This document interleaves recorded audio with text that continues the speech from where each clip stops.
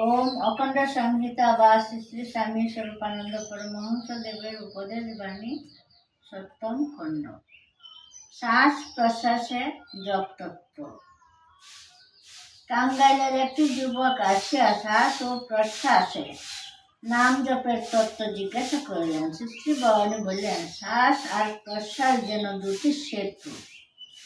একটি সেতু দিয়ে তুমি পাঠাচ্ছ তোমার অন্তরাত্মাকে তোমার পরম প্রেমময়ের নিকট অভিসারে,